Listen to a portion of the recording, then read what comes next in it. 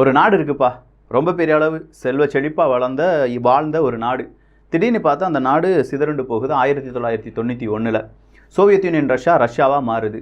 அன்னையிலேருந்து ரஷ்யாவுக்கும் அமெரிக்காவுக்கும் ஆகவே ஆகாது.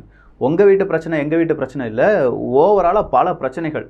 கேட்டால் அதை பனிப்போர் அப்படின்னு சொல்லி முடிச்சிட்டாங்க. ஒரு கட்டத்தில் சோவியத் யூனியன் ரஷ்யா பிரிந்து ரஷ்யாவாக மாறி ரஷ்யாவுக்கு ஒரு தலைவர் கிடைக்கிறார். அவருடைய பெயர் தான் புட்டின். இந்த புட்டின் அவர்கள் வந்ததுலேருந்து சரிப்பட்டு வராதுப்பா. இவர் அமெரிக்காவுக்கு எதிராக பல பிரச்சனைகளை செஞ்சிருவார். பேசாமல் அவரை தனிமைப்படுத்தணுமே அப்படின்னு சொல்லி பலவாறு ஆலோசனை அப்படிங்கிறது நடக்குது. அமெரிக்காவுக்கு சார்பு இருக்கக்கூடிய நாடுகள், அமெரிக்கா சார்பு அமைப்புகள், இவங்க எல்லாருமே சேர்ந்து புட்டினை பழி வாங்கணும்னா ரஷ்யாவை பழி வாங்கணும். ரஷ்யா எப்போவாவது ஒரு இடத்துல விழும், அந்த இடத்த கரெக்டாக நம்ம பயன்படுத்தி கொள்ளலாம் அப்படின்னு சொல்லி அதுக்கு எதிராக ஒரு பெரிய வேட்டை நாயை தயார்படுத்துகிறாங்க. அந்த வேட்டை நாய் தான் நேட்டோ அப்படிங்கிற படை. ஸோ எப்போ வேண்டுமானாலும் இந்த வேட்டை நாய் ரஷ்யாவை பிடித்து கடித்து விடும் அப்படிங்கிறது ரஷ்யாவுக்கும் தெரியும். ஒரு கட்டத்தில் அவங்களுடைய வாசல் வர வந்துருச்சுப்பா, உக்ரைனுக்குள்ளே வரப்போகிறாங்க அப்படின்னு சொன்னோன்னே உக்ரைனுக்கு எதிராக ஒரு பெரிய இராணுவ பயிற்சியை மேற்கொள்கிறாங்க ரஷ்யா. மக்கள் அங்கே பலவாறு அவதிப்படும் போது மேற்குலக நாடுகள் மறுபடியும் வெப்பனை தாரோம், டெக்னாலஜியை தாரோம், பணத்தை தாரோம் அப்படிங்கிற பெயரில் பலவாறு ரொம்ப பெரிய அளவு அதை வளர்த்துக்கிட்டே இருந்தாங்க. சரிப்பா, அதான் தனிமைப்படுத்திட்டீங்களே, ரஷ்யா இனி தனி ஆளு தான், ரஷ்யாவுக்கு ஆதரவாக யாருமே இருக்க மாட்டாங்க அப்படின்னு நினச்சிட்டு இருந்த நேரத்தில் திடீர்னு பார்த்தா ட்விஸ்ட்டு. அந்த ட்விஸ்ட்டில் இப்போ 13 நாடுகள் ஒன்றிணைந்திருக்காங்க.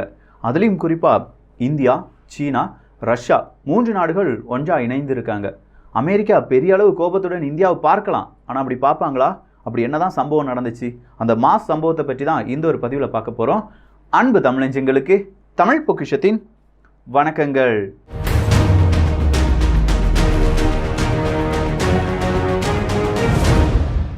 என்டர்பிரனர் அப்படிங்கிறவங்களெல்லாம் நம்ம கேள்விப்பட்டிருப்போம். பெரிய அளவு இந்த தொழில் சக்கரவர்த்திகள் அப்படின்னு சொல்லலாம். அதுலேயும் குறிப்பாக பெண் தொழில் சக்கரவர்த்திகள் இல்லாட்டி பெண் தொழிலதிபர்கள் அப்படிங்கிற ஒரு தமிழ் ஆடியோ புக்கை பெண் என்டர்பிரனர் அப்படிங்கிற மாதிரியான ஒரு தலைப்பில் குக் எஃப்எம் ரிலீஸ் பண்ணியிருக்காங்க.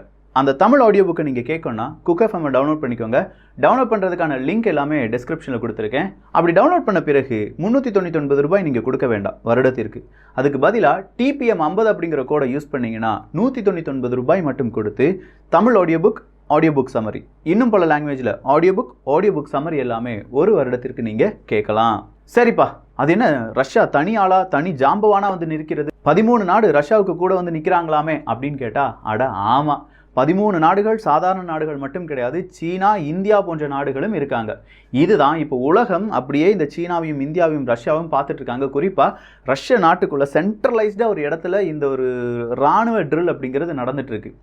ஒரு இராணுவ ட்ரில்னா ஒரு 1000 பேர் வருவாங்க, 1000 இராணுவ வீரர்கள் வருவாங்க அப்படின்னு சொல்லி பார்க்கும்போது இது சாதாரண இராணுவ ட்ரில் கிடையாது. கிட்டத்தட்ட 50,000க்கும் அதிகமான இராணுவ வீரர்கள், 50,000க்கும் மேற்பட்ட இராணுவ வீரர்கள் 13 நாடுகள்லேருந்து வந்திருக்காங்க. அதுவும் இராணுவ வீரர்கள் அப்படின்னு சொல்லும்போது பொதுவாக இந்த கடற்படை, கப்பற்படை, விமானப்படை அப்படிங்கிறதுக்கு தனித்தனியாக இராணுவ ட்ரில் அப்படிங்கிறது நடக்கும். இந்த Vostok 2022 அப்படி கிடையாது. 3 படைகளையும், முப்படைகளும் எந்தெந்த நாடுகள் கொண்டு வராங்களோ அந்தந்த நாடுகள் கொண்டு வாங்க, முப்படைகள் வழியாகவும் நம்ம இந்த இராணுவ ட்ரில்லை நடத்தி காண்பிக்க போகிறோம் அப்படின்னு சொல்லுது ரஷ்யா. என்னப்பா இவ்வளோ பிரம்மாண்டமான ஒரு இராணுவ ட்ரில் நடக்குதே, அப்போ இந்தியாவை கண்டிப்பாக அழைச்சிருப்பாங்க. ஏன்னா Vostokல நம்ம அடிக்கடி பங்கெடுப்போம். ஆனால் சீனாவை பொறுத்த வரைக்கும் இந்த Vostok அப்படிங்கிறது சீனாவினுடைய மிக முக்கியமான Vostok. காரணம் இருக்குது. இந்த இராணுவ ட்ரில் தைவான் சீனா பிரச்சனை எப்போ வேண்டுமானாலும் வரலாம் அப்படின்னு சொல்லி இன்றைக்கி சீனாவுக்கும் தெரியும், உலக நாடுகளுக்கு தெரியும், ஏன் எல்லா ஊடகத்துக்கும் தெரியும். சீனா எப்போ வேணாலும் தைவான் அடிக்கலாம், தைவான் ரெடியாக இருக்காங்க அப்படிங்கிறது எல்லாமே தெரியும். ஒரு கட்டத்தில் தைவானை சீனா அடிச்சிட்டாங்க, இல்லாட்டி சீனா வந்து அமெரிக்கா மேலே ஏதாவது கோபம் வந்து அமெரிக்காவும் திருப்பி சீனா மீது கோபப்பட்டு ஒரு போர் நடந்தது அப்படின்னா சீனாவுக்கு ஆதரவாக யார் யார் இருப்பாங்க அப்படிங்கிற ஒரு கருத்து கணிப்பை இப்போ ஒரு கேஸ் ஸ்டடியாக செஞ்சுட்டு இருக்காங்க சீனா. ஸோ Vostokல பொதுவாக அவங்களுடைய 1 படை 2 படை மட்டும்தான் அனுப்பிட்டு இருந்த சீனா இந்த Vostok 2022 தான் முப்படைகளையும் அனுப்புது. நீங்கள் போயிட்டு வாங்கப்பா, தாராளமாக எங்கே போங்க, ரஷ்யாவுக்குள்ளே போங்க. பல நாடுகள் ரஷ்யாவினுடைய Vostok 2022 பங்கு பெறுவாங்க. நாமும் என்ன செய்யணும், இந்த Vostok 2022 பங்கு பெற வேண்டும் அப்படின்னு சொல்லி முப்படைகளுடைய அந்த படைகள் ப்ளஸ் டெக்னாலஜி, வெப்பன்ஸ் இது எல்லாத்தையுமே சீனாலேருந்து ரஷ்யாவுக்கு அனுப்பி விடுறாங்க. அப்படி அனுப்பி விடும்போது தான் இந்தியா வருமா வராதா அப்படிங்கிற ஒரு கேள்வி இருந்தது. அந்த பக்கம் தூரமாக அமெரிக்கா இந்தியாவை மறைச்சு பார்த்துக்கிட்டே இருந்தாங்க. நீ அங்கே போகக்கூடாது, அப்படி போனீன்னா எங்களுக்கு எதிரான ஒரு செயலாக இருக்கும் அப்படின்னு சொல்லிட்டு இருந்த அமெரிக்காவுக்கு திடீர்னு பார்த்தா இன்னொரு ஆப்பர்ச்சுனிட்டி கிடைச்சி. அதுதான் UNSCல, ஐநா சபையினுடைய பாதுகாப்பு கவுன்சிலில் ஜெலன்ஸ்கி அவர்களை பேச வைக்கலாமா வேண்டாமா அப்படிங்கிற ஒரு வாக்கெடுப்பு அப்படிங்கிறது நடைபெறுது. பொதுவாக ரஷ்யாவுக்கு எதிரான வாக்கெடுப்பு அப்படின்னு சொல்லும்போது இந்தியா வந்து இப்படி ஓரமாக நின்றுட்டு வேண்டாம், இதில் நான் பங்கு பெறலை, ஆப்சண்ட் ஆகிக்கிறேன் அப்படின்னு சொல்லிட்டு விட்டுருவாங்க. ஆனால் இந்த வாக்கெடுப்பில் ஓகே ஜெலன்ஸ்கி அவர்கள் வந்து யுஎன்எஸ்சியில் பேசட்டும் அப்படின்னு சொல்லி ஒரு ஓரமாக சம்மதம் தெரிவிச்சிட்டாங்க. ஸோ இப்படி சம்மதம் தெரிவித்த உடனே இந்தியாவை புகழ்ந்து பேசக்கூடிய பல உலக நாடுகள் வர தொடங்கியது, ஊடகங்கள் வர தொடங்கியது. பார்த்தீங்களா, இந்தியா வந்து ரஷ்யாவுக்கு எதிராக திரும்பி விட்டது அப்படின்னு சொல்லி பெரிய அளவு நம்ம அப்படி நினைக்க கூட இல்லை, ஆனால் நாம் ரஷ்யாவுக்கு எதிராக இருக்கிற மாதிரியான ஒரு ஃபீலை கொண்டு வந்துட்டாங்க. ஒரு கட்டத்தில் ரஷ்யாவுக்கு எதிராக இந்தியா திரும்பிருச்சுப்பா, இனி ரஷ்யாட்ட வந்து கச்சா எண்ணெயெல்லாம் வாங்க மாட்டாங்க அப்படின்னு வர நியூஸை வெளியிட்ட பல ஊடகங்கள் இருக்குது. இந்தியா அதை சைலண்டாக பார்த்துட்டே இருந்தாங்க. வோஸ்டாக் 2022 நம்ம போய் தான் ஆகணும். ஏன்னா நம்மளை பொறுத்த வரைக்கும் அணிசேரா கொள்கை, நம்ம எந்த நாடு கூடயும் அணி சேர மாட்டோம். எப்பா எனக்கு இவன் வேணும் இவன் வேண்டாம் சொல்லவே மாட்டோம். இந்த நாடு இருந்தால் தான் என்னால் பிழைக்க முடியும் சொல்லவே மாட்டோம். எந்த நாடாக இருந்தாலும் சரி, நீயும் நல்லா இருந்துக்கோ நானும் நல்லா இருந்துக்கிறேன், இதுதான் இந்தியாவினுடைய கொள்கை. நீ நல்லா இருக்க முடியல, உனக்கு வேணால் உதவிகள் கூட செய்கிறேன், ஆனால் நீ எண்ணியை மட்டும் எதுவும் செய்யாமல் இரு, எந்த தொந்தரவும் செய்யாமல் இரு. இப்படி தான் நம்முடைய வெளியுறவு கொள்கை எல்லாமே போயிட்டு இருந்துச்சு. ஆனால் ஒரு கட்டத்துக்கு மேலே இந்தியா வந்து எல்லாருமே சுரண்டி பார்க்கும்போது, இந்தியா மட்டும் அணு ஆயுதத்தை தயாரிக்கக்கூடாது அப்படின்னு சொன்னபோது, இந்தியா மட்டும் ஸ்பேஸ் ரிசர்ச்சில் பெரிய அளவு ஒரு ஜொலித்திரக்கூடாது அப்படின்னு சொன்னபோது, இப்படி எல்லா டைம்லையும் இந்தியா வந்து அடுத்த கட்டம் இல்லாட்டி அடுத்த நகர்வு அப்படிங்கிறத உலக நாடுகளுடைய எதிர்ப்புகளை எல்லாம் சும்மா அத்துமீறி அடித்து உடச்சி முன்னிலையில் வந்து ஜொலிச்சுட்டு தான் இருக்கும். ஸோ அதே மாதிரியான ஒரு சிச்சுவேஷன் தான் இப்போ ரஷ்யாவுக்கு ஆதரவாக வோஸ்டாக் 2022 இந்தியா வந்து விட்டது அப்படிங்கிற அந்த பேசுபொருள். அப்படி தான் நமக்கு தெரியுது. ஆனால் இந்தியா என்ன செஞ்சாங்கன்னா, நம்முடைய முப்படையும் அனுப்பலை. ஒரு 75 இராணுவ வீரர்கள் அனுப்பப்பட்டிருக்கலாம் அப்படின்னு சொல்கிறாங்க. அதுவும் காலாட்படை மட்டும்தான், கப்பற்படையோ விமானப்படையோ கிடையாது. கோர்கா அந்த ரெஜிமெண்ட்டாக இருக்கட்டும், இல்லாட்டி இன்னும் பல சின்ன சின்ன குரூப்பாக இருக்கட்டும், இவங்கெல்லாம் எங்கே அனுப்பிவிட்ருக்காங்க, ரஷ்யாவுக்குள்ளே போய் எப்பா இந்த மாதிரி வோஸ்டாக் 2022 நீங்களும் என்ன செய்யுங்க, எப்படி வெப்பனை யூஸ் பண்ணுறது, எந்த மாதிரி டாக்டில் பண்ணுறது, இல்லை அவங்க வந்து ஆர்டிஃபிஷியல் இன்டெலிஜென்ஸை வந்து பெரிய அளவு அவங்களுடைய இராணுவத்தில் சேர்த்துருக்காங்களாமே, அதெல்லாம் எப்படி அப்படிங்கிறத படிச்சுட்டு வாங்கப்பா. அதே மாதிரி நம்ம டெக்னாலஜியும் யாருக்கு சொல்லுங்கள், ரஷ்யாவுக்கும் வரக்கூடிய நாடுகளுக்கு எல்லாருக்கும் சொல்லுங்கள் அப்படின்னு சொல்லி நம்மளும் அனுப்பிவிட்டோம். இவ்வளோ தூரம் ஒன்றும் பிரச்சனையே கிடையாது. ஆனால் திடீர்னு பார்த்தா அமெரிக்கா என்ன செஞ்சுருக்காங்கன்னா, 26ஆம் தேதி, இன்னைக்கு 2 செப்டம்பர், 26 ஆகஸ்ட் மாதம் 2022 ஏஎம்டி அப்படிங்கிற ஒரு நிறுவனத்துக்கும் என்விடியா அப்படிங்கிற இன்னொரு நிறுவனம் இருக்குது, இந்த 2 நிறுவனத்துக்கும் பெரிய ஒரு சுற்றறிக்கையை அனுப்பியிருக்காங்க. வெள்ளை மாளிகையிலேருந்து இந்த சுற்றறிக்கை போயிருக்கு. இந்த சுற்றறிக்கை வாசித்த அந்த நிறுவனங்களுக்கு ரொம்ப பெரிய ஷாக். லைசன்ஸ் புதுசாக நீங்கள் அப்ளை பண்ணணும் அப்படிங்கிறது தான். என்னடா இவ்வளோ நாள் அமெரிக்காவில் தானப்பா பிஸ்னஸ் பண்ணிகிட்ருக்கோம், நாங்கள் எதுக்கு புதுசாக லைசன்ஸ் எடுக்கணும் அப்படிங்கிற கேள்வி அந்த நிறுவனங்கள் கேட்கலாம். அதுக்கு கீழே அதுக்கு ஆன்சரும் இருந்துச்சு. வேறு எதுவுமே கிடையாது. நீங்கள் தயாரிக்கக்கூடிய உயர் ரக சிப் அப்படிங்கிறது, ஐசின்னு சொல்லுவோம்ல, அந்த அந்த இன்டகிரேட்டட் சிப்செட் அப்படின்னு சொல்லுவோம் பாருங்கள், அது எதுவுமே இனி சீனாவுக்கு நீங்கள் விற்கக்கூடாது, சீனாவினுடைய எந்த நிறுவனத்துக்கும் கொடுக்கக்கூடாது. அப்படி கொடுக்கறதா இருந்தால் என்கிட்ட வந்து நீங்கள் லைசன்ஸ் வாங்கணும் அப்படிங்கிறது தான். ஸோ ஏஎம்டி அப்படிங்கிற அந்த நிறுவனமும் என்விடியா அப்படிங்கிற இந்த நிறுவனமும் அவங்க தயாரிக்கக்கூடிய கிராஃபிக்ஸ் கார்டுலேருந்து ரொம்ப பெரிய ஐசி எல்லாமே ரொம்ப அட்வான்ஸ்டு டெக்னாலஜிக்கு தேவையான சிப்செட். இந்த அட்வான்ஸ் டெக்னாலஜிக்கு தேவையான சிப்செட் அப்படின்னு சொல்லும், என்னடா சீனாட்டை இல்லாததா இவங்ககிட்ட இருக்க போகுது அப்படிங்கிற ஒரு கேள்வி வரலாம். ஆனால் சீனாட்டையும் சிப்செட் உருவாக்கக்கூடிய அந்த தொழில்நுட்பம் இருக்குது. ஆனால் ரொம்ப அட்வான்ஸ்டான தொழில்நுட்பம். அவங்களும் தைவானை நம்பி தான் இருந்தாங்க, அவங்களும் அமெரிக்காவை நம்பி தான் இருந்தாங்க. சீனா ரொம்ப பெரிய அளவில் சூப்பர் கம்ப்யூட்டரை வச்சுருக்காங்க அப்படிங்கிறது நம்ம எல்லாருக்குமே தெரியும். சீனா மட்டும் இல்லை, பல உலக நாடுகளும் இப்போது சூப்பர் கம்ப்யூட்டர்ஸ் அப்படிங்கிறத வச்சுருக்காங்க. சூப்பர் கம்ப்யூட்டர்னால் வேறு எதுவுமே கிடையாது. நார்மல் ஒரு கம்ப்யூட்டரில் ஒரு CPU இருந்துச்சுன்னா, சூப்பர் கம்ப்யூட்டரில் பல CPU, பல மெமரி மொடியூல், இது எல்லாமே உள்ளடக்கிய மிக பிரம்மாண்டமான ப்ராசஸிங் பவர் இருக்கக்கூடிய கம்ப்யூட்டர்ஸ். இதை தான் சூப்பர் கம்ப்யூட்டர்ஸ் அப்படின்னு சொல்லுவோம்.